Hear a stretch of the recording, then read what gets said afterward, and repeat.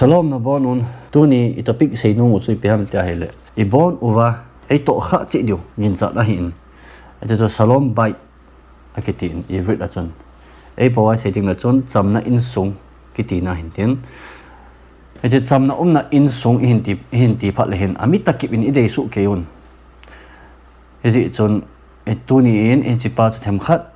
hin khu ule in sung uwa iti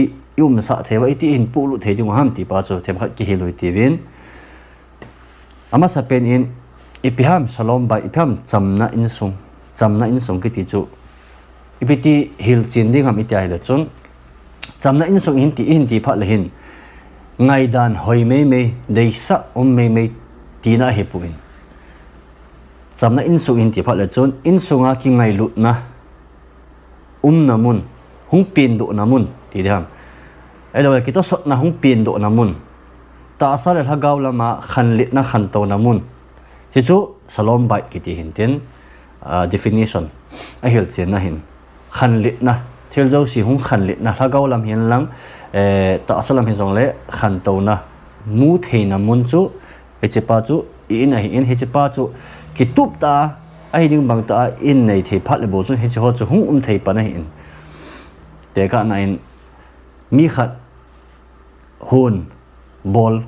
tabang ki hin I hun bol a chon ipina tu ding ham ichina hun a chu ipina tu ding ham ichina tu pa chu na hun lei la na tu pa chu ichi pa chu hung ki ding hin tabang chat a chu in sung jong hi hun lei tabang hi in ichi na in hun a chu ipina tu pa chu ichi pa chu hung ki ding hin ten to I ke sa nu chu piam tele khan to na ding khan lit na ding ki ngai lut na ke to sot na hagaw lam ipi ta salam he jong le hichi pa mu chi chu tu gu hin ten a hope alien ela tu ni su dung he kinep na khat le khat ki ka kinep na ela khan to na khan lit na ti thu ngin ten a ban le in sunga kilung tu ta thanom ta nui hiu hewa theina ding dan hung hin tin hichi khan khat na galdan over hen zinei salom bai ti phan zinei hobo se ding hin agial ji vet no pa ki cheng tha til ho ki kho kha na ding dan in igel kha be hi chu di pu in hi chi hi adi dol ta achun asia khangin chan a hu ba hi in he chu family kha in ti pa le chun nu pa te ni bo chu azung abal be ya ama ti ni chu bo chu hum ping do on helo hin anu zong pa zong ate pi zong mate pu zong mi ta chu aka son pe in tin hi chi ho zo si ama ho zo si ho zong chun he chi pa hi salom bai pa chamna in sung pa hi ibon chi uwa het hunga in tin he chi in het zal uwa chun khat le khat in ipiham chi chamna in sung ki chu ipiham ti pa chu in het ting ula chun in sunga chu environment aborok hi ahoi lama ha ta am ki khelen tin he chi ho chu amita kip in panmun inei o hi in koi macha hentum thei lo achanga ga cheng do pa hi jong le kha wei ti le ina hong ki loi ki tho ding a hin he che phat le chun aman cha akit ding hi tho hi je achu ibon uwa khan to na thei ding le macha na thei ding hi tha ini su ke wa hin panmun nei su ke wa hin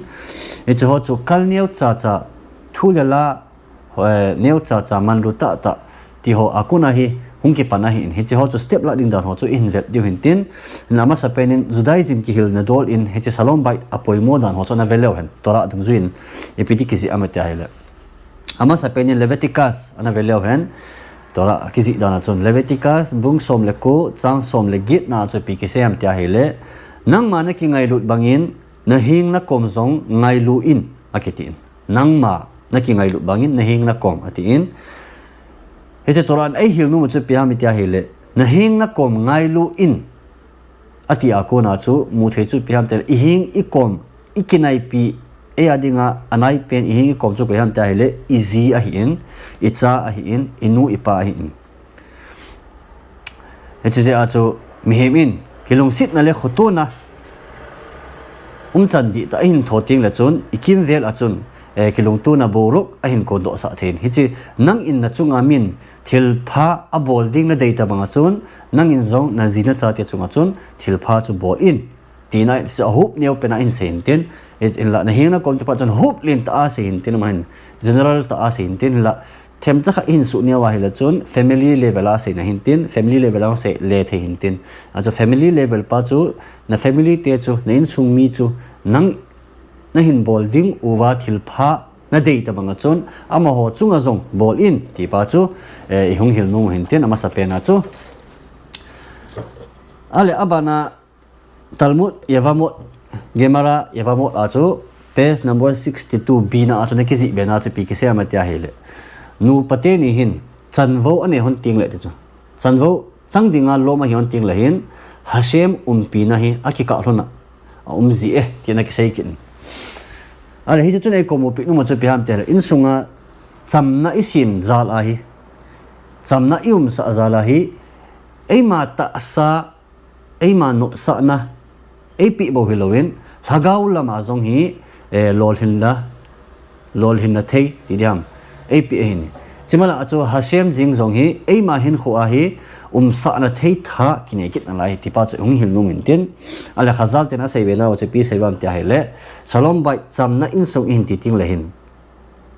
kinil ki bo ho akuna ki hindo ki koi kang sa gut loading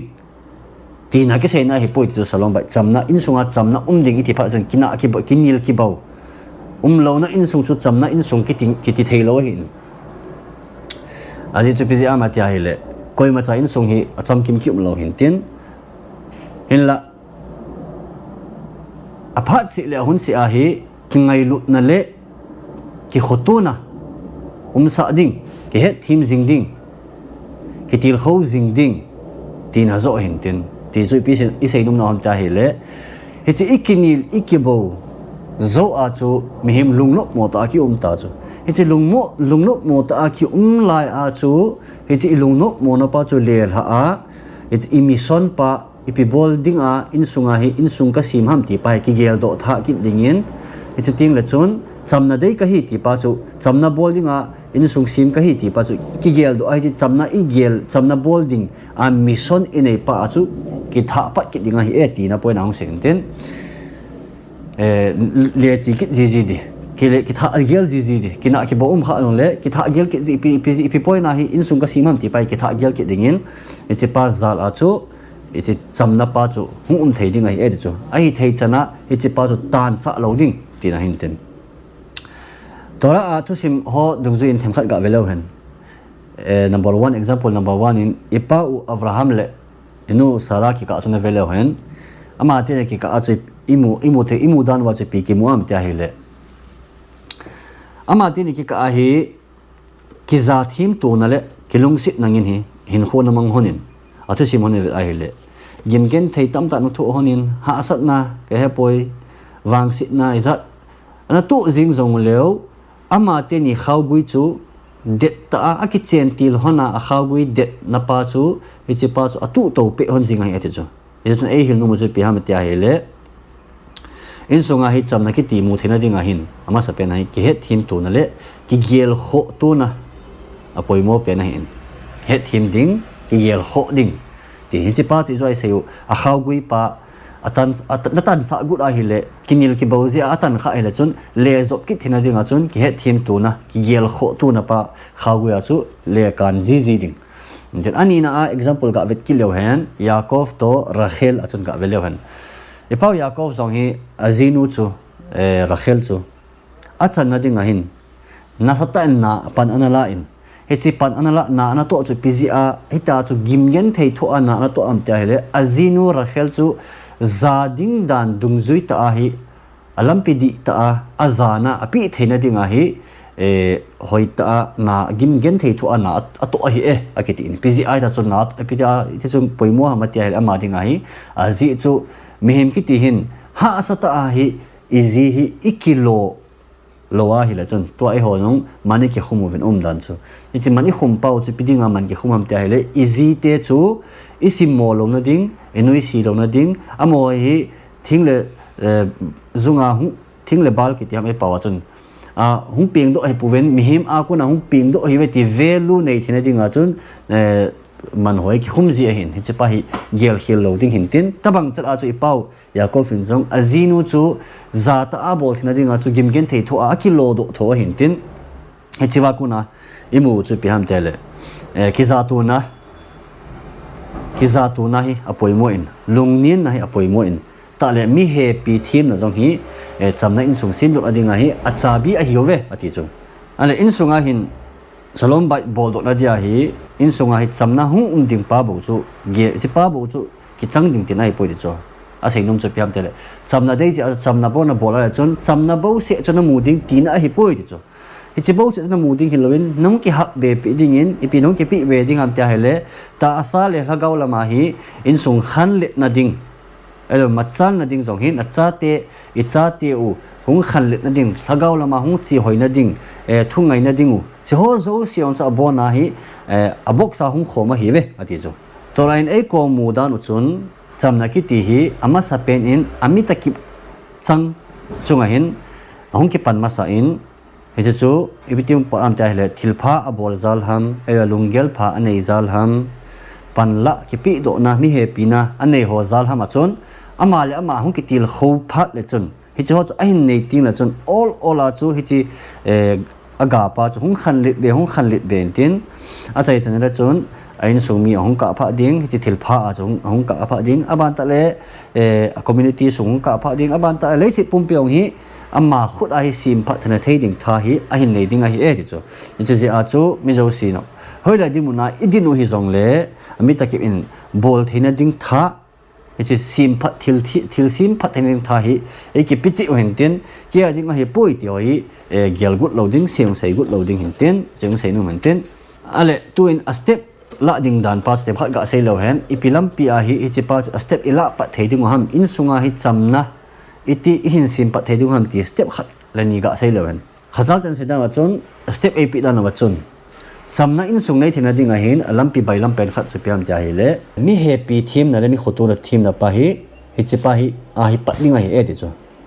ale chi mi happy theme in ti pa chon ipiti na tho ding ham happy theme ipiki sena mi happy theme mi khotu theme iti phala chon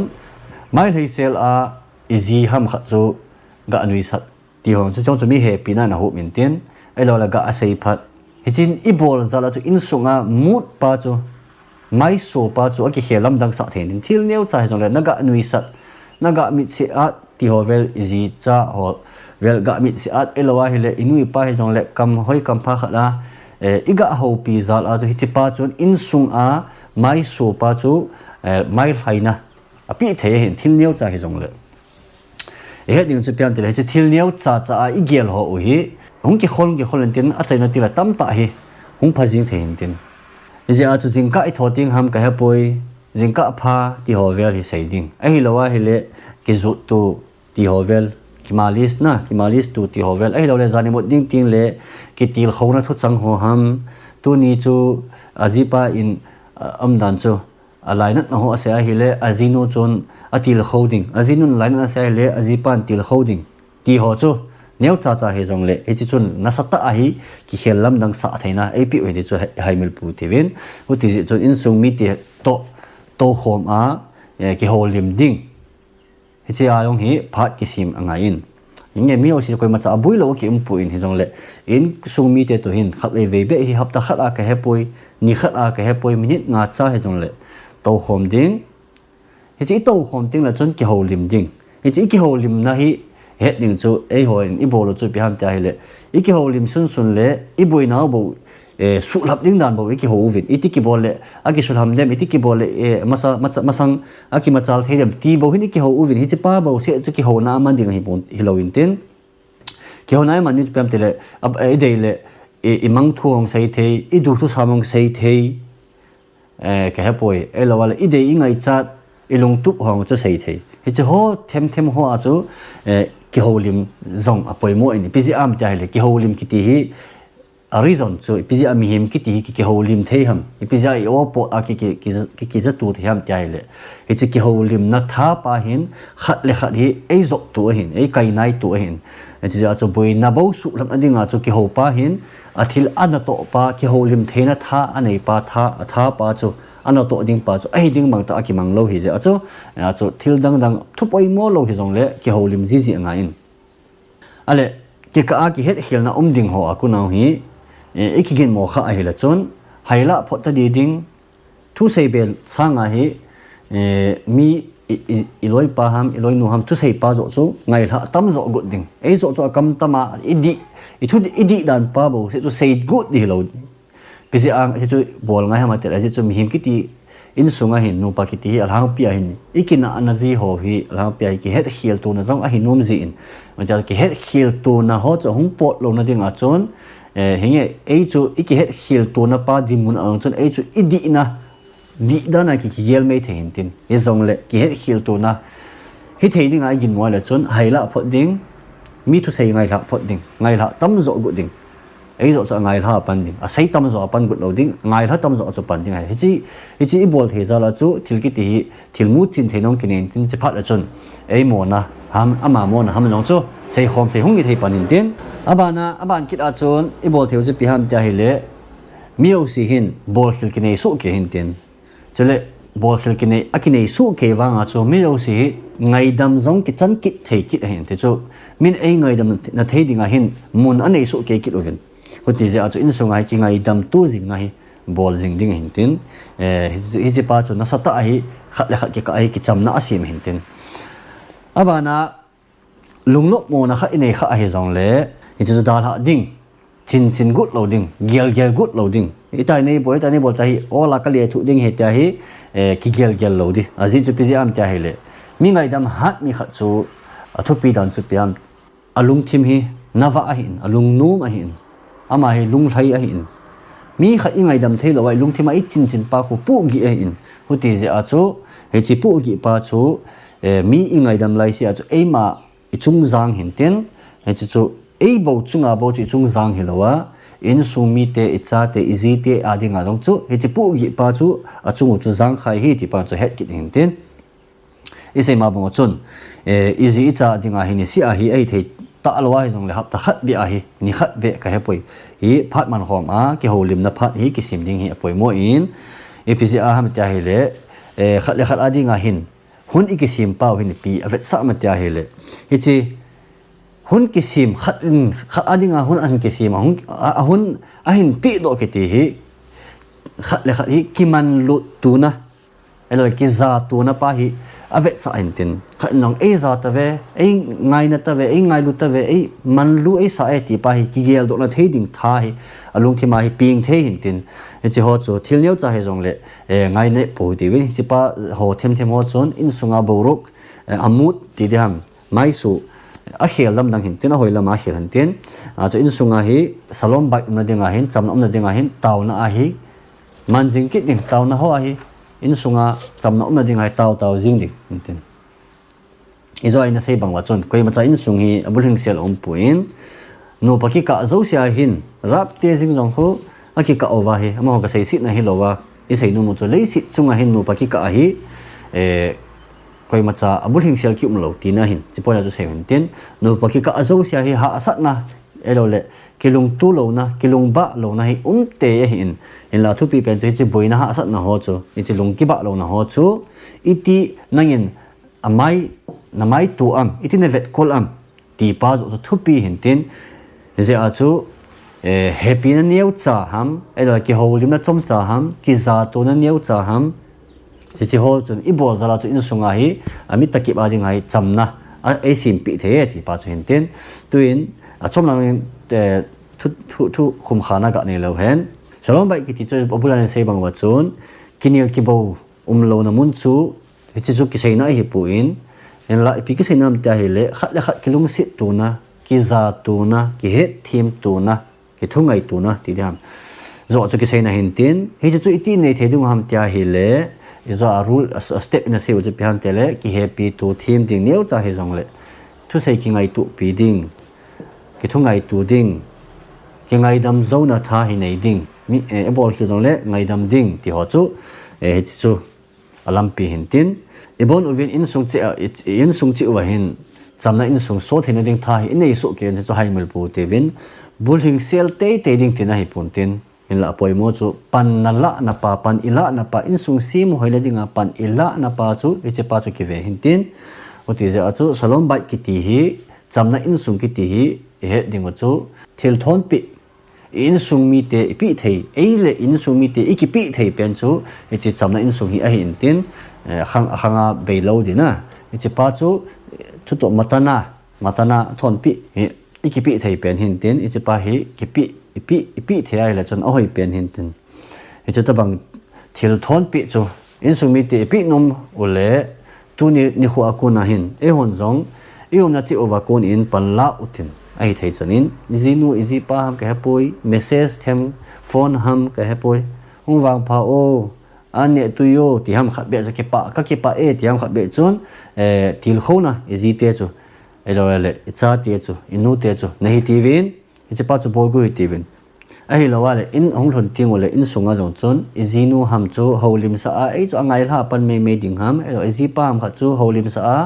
thu ham khat ga do ama holim chu ngai me ding tiang chu bol the hin